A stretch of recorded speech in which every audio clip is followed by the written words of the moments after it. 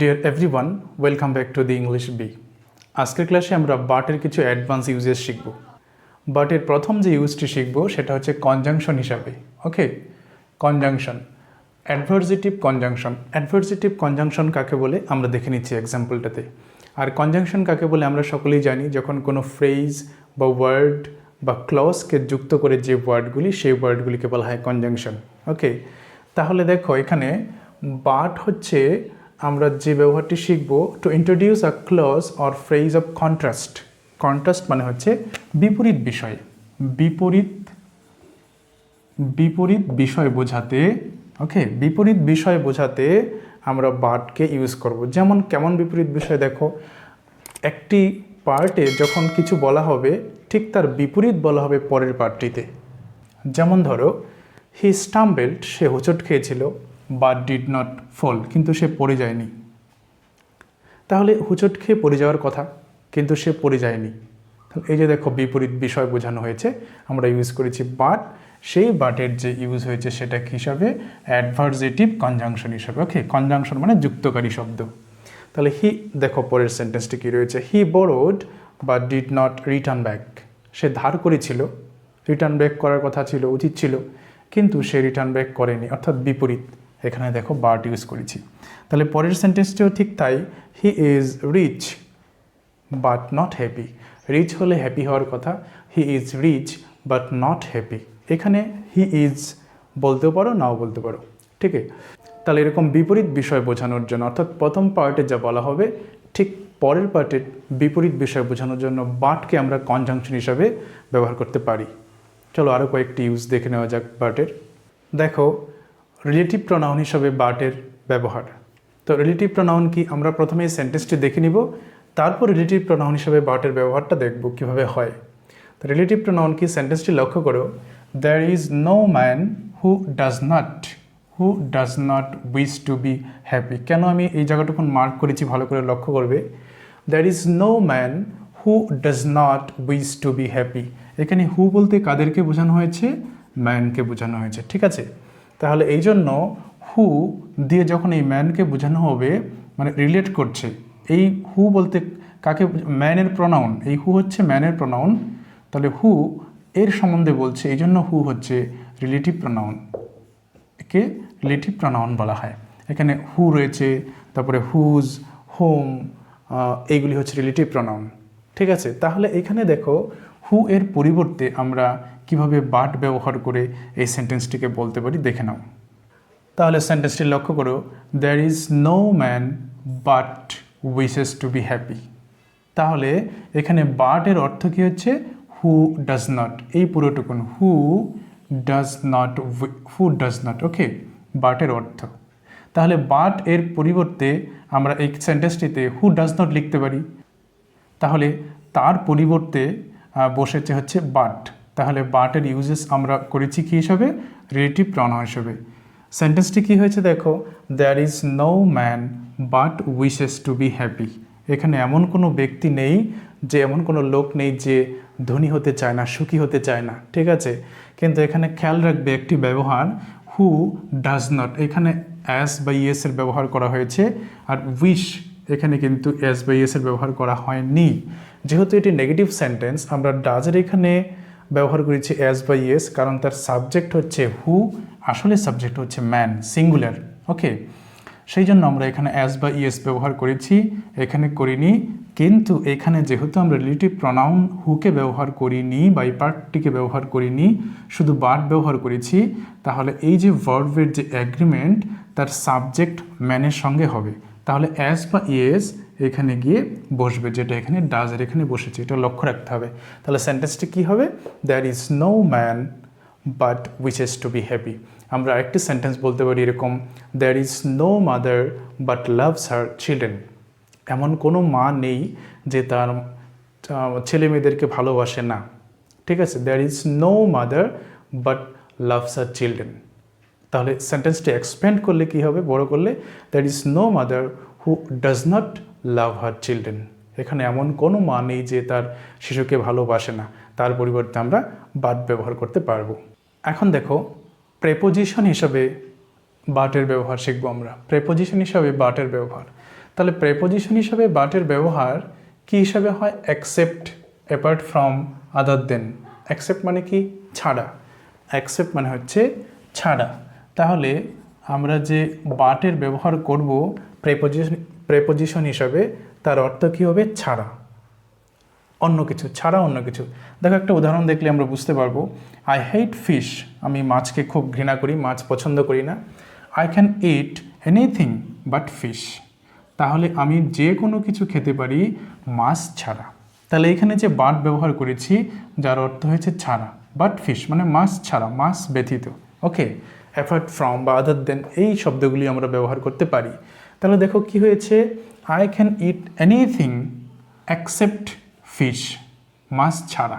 তাহলে অ্যাকসেপ্টের জায়গায় আমরা কি ব্যবহার করতে পারি? বাট ব্যবহার করতে পারি। আরেকটি উদাহরণ দেখে নাও, কি বলছে দেখো। We were never anything but পুর, আমরা দরিদ্র ছাড়া কিছুই ছিলাম না, কোনো দিনই দরিদ্র ছাড়া আমরা কিছুই ছিলাম না। তাহলে এখানে দেখো কি ব্যবহার হয়েছে? বাট মানে হচ্ছে ছাড়া, ছাড়া অর্থে বাট ব্যবহার হয়েছে। লক্ষ্য করো এখানে আমরা নাউন ব্যবহার করেছি, এখানে পোর অ্যাডজেক্টিভ ব্যবহার করেছি। পরের যে এক্সাম্পলগুলি আছে এখানে একটি বিশেষ বিষয় লক্ষ্য করবে, কেন আমি এই দুটো বলেছি তাহলেই বুঝতে পারবে। লক্ষ্য করো সেন্টেন্সটি কী রয়েছে? I do everything but cook, অর্থাৎ রান্না ছাড়া আমি বাড়িতে সকল কাজই করি। I do everything but cook. তাহলে এখানে বাট শব্দটি আমরা প্রেপোজিশন হিসেবে ইউজ করেছি কি বোঝানোর জন্য? ব্যথিত বা ছাড়া বোঝানোর জন্য। Okay, I do everything but cook. তাহলে দেখো কেন আমরা এই জায়গাটা কোন ফাঁকা রেখেছি। লক্ষ্য করে এখানে নাউন ব্যবহার করেছি, এখানে অ্যাডজেক্টিভ ব্যবহার করেছি, কিন্তু এখানে ব্যবহার করেছি ভার্ব। এই যে ভার্ব রয়েছে অ্যাকচুয়ালি তার আগে এখানে টু হওয়া উচিত ছিল, টু, কিন্তু এই টু এর আমরা ব্যবহার করি না, কারণ হচ্ছে এটা হলো বেয়ার ইনফিনিটিভ। এটাকে কি বলা হয়? Bare infinitive. বেয়ার ইনফিনিটিভ মানে হচ্ছে খালি, শুধু। অর্থাৎ এখানে সেন্টেন্সটি হওয়া উচিত ছিল I do everything but to cook, রান্না ছাড়া আমি সকল কাজ করি। অর্থাৎ এই অর্থে বাটের পর যখন আমরা ভার্বকে ইউজ করব, এখানে যেমন কুক ব্যবহার করেছি তার আগে একটি টু হওয়া উচিত, কিন্তু এটি বেয়ার ইনফিনিটিভ বলা হয়, অর্থাৎ টু ছাড়া ইনফিনিটিভ। একটি ইনফিনিটিভের রুলস রয়েছে টু ছাড়া যখন ব্যবহার করা হয়। ঠিক পরের সেন্টেন্সটিতেও দেখো তাই। আই ক্যান নট বাট, এখানে টু আমরা বসাইনি, লিখিনি, কারণ এটা হচ্ছে bare infinitive. I can not but go there, আমি ওখানে না গিয়ে থাকতে পারি না, অর্থাৎ ওখানে না গিয়ে ছাড়া আমি থাকতে পারি না। তাহলে কি বলছে? I can not but go there, আমি ওখানে না গিয়ে থাকতে পারি না। এই সেন্টেন্সটি আমরা অন্যভাবে বলতে পারি। দেখো এই সেন্টেন্সটি কী বলতে পারি আমরা? এখানে হচ্ছে ক্যান নট বাট ইউজ করেছি আমরা, কিন্তু বাটের পরিবর্তে আমরা হেল্প ব্যবহার করতে পারি। তাহলে সেন্টেন্সটি কী হবে? I can not help going there, আমি ওখানে না গিয়ে থাকতে পারি না। কিন্তু মনে রাখবে একটি বিশেষ জিনিস, যে যখন তুমি বাটের পরিবর্তে হেল্প ব্যবহার করতে হবে, তারপরে যে ভার্বটি হবে তার শেষে আইএনজি হবে। এখানে দেখো এখানে গো ছিল শুধু, ক্যান নট বাট গো, কিন্তু যখন আমরা হেল্প ইউজ করব তখন তারপরে হচ্ছে ভার্ব শেষে আইএনজি হবে। ওকে, তাহলে মনে রাখবে প্রেপোজিশন হিসাবে ছাড়া অর্থে বাট ব্যবহার হয়, আর এখানে এটা শুধু মনে রাখবে যে বেয়ার ইনফিনিটিভ হিসাবে হয়। ওকে, তাহলে বাটকে যখন তোমরা প্রেপোজিশন হিসাবে ইউজ করবে একটা জিনিস খেয়াল রাখতে হবে কি, যে বাটের পর যখন তোমরা প্রনাউন ইউজ করবে সেটা অবশ্যই অবজেক্টিভ কেসে হবে। কোন কেসে? Objective case. ওকে, যেমন মি, হিম, হার, এরকম। যেমন সেন্টেন্সটি কি বলছে? Nobody was present there but me, আমি ছাড়া ওখানে কেউ ছিল না। Nobody was present there but me, অর্থাৎ অ্যাকসেপ্ট মি, আমি ছাড়া। এখানে কিন্তু বাট আই বলা যাবে না, বাট আই ওয়াজ প্রেজেন্ট বা আই প্রেজেন্ট এরকম বলা যাবে না, সেন্টেন্সটি এরকম নয়। তাহলে nobody was present there but me. Okay, দেখো এই সেন্টেন্সটি কী রয়েছে? None but him pass the test, সে ছাড়া আর কেউ এই টেস্টটি পাস করেনি। ওকে, তাহলে নান বাট হি আমরা সাধারণত এটা বলে ফেলি, অনেক জায়গায় ভুল হয়ে যায়। None but he pass the test, সে ছাড়া আর কেউ এটা পাস করেনি। তাহলে এখানে যখন বাটকে আমরা প্রেপোজিশন ছাড়া অর্থে ব্যবহার করব তারপরে যে প্রনাউন ইউজ করব সেটা অবশ্যই অবজেক্টিভ কেস। ওকে, অবজেক্টিভ কেস। এখানে যেমন আমরা বলেছি মি, তাহলে হিম, তারপর হচ্ছে হার, এই যে অবজেক্টিভ কেসগুলি রয়েছে সেগুলি আমরা বাটের পর ব্যবহার করব। ওকে, চলো আরও কিছু অ্যাডভান্স ইউজেস শিখে নেওয়া যাক। দেখো আরেকটি অ্যাডভান্স ইউজ বাট ফর। তাহলে বাট ফর আমরা কোন অর্থে ব্যবহার করি? না হইলে। তুমি যদি না থাকতে বা তুমি যদি না হইতে তাহলে আমি তো এই জায়গায় থাকতে পারতাম না। হ্যাঁ, যেমন সাধারণত উড হ্যাভ ক্লজের সঙ্গে এটা ব্যবহার করা হয়, উড হ্যাভ ক্লজের সঙ্গে ব্যবহার করা হয়। যেমন সেন্টেন্সটা দেখলেই বুঝতে পারবে, দেখে নাও, but for you I wouldn't be there. তাহলে এখানে বলছে বাট ফর ইউ, একমাত্র তোমার জন্যই, বা তুমি যদি না হতে, তাহলে এর অর্থ আমরা কি বলতে পারি? If you were not for, যদি তুমি না হতে। ঠিক আছে, তাহলে বাট ফরের অর্থ কী হচ্ছে? If you were not for I wouldn't be there now, আমি এখানে থাকতে পারতাম না। অর্থাৎ তুমি আমাকে সাহায্য করেছো বা তোমার কারণে আমি আজকে এই জায়গায় রয়েছি। তাহলে বাট ফর এই অর্থে আমরা ব্যবহার করতে পারি। ওকে, তাহলে বাট ফরের অর্থ কী হচ্ছে? If you were not for. মনে রাখবে সাধারণত বাট ফর কিসের সঙ্গে ইউজ হয়? Would have.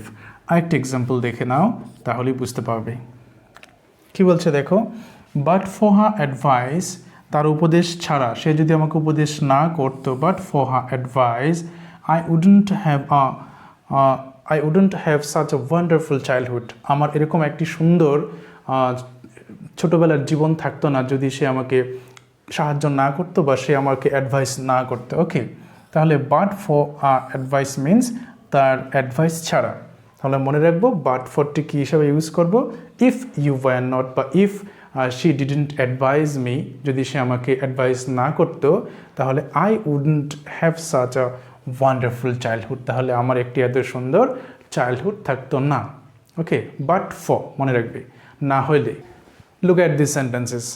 প্রত্যেকটা সেন্টেন্সে বাটের ব্যবহার হয়েছে কিছুটা আলাদা আলাদা অর্থে। যেমন ধরো প্রথমটাতে কি হয়েছে? But that is an unexpected saving. বিশ্বকাপ ফুটবল চলছে, বুঝতে পারছো? তাহলে এমন একটি বল শ্যুট করেছে, এবার গোলকিপার এমনভাবে বলটিকে সেভ করেছে যেটা হচ্ছে আনএক্সপেক্টেড, হতেই পারে না।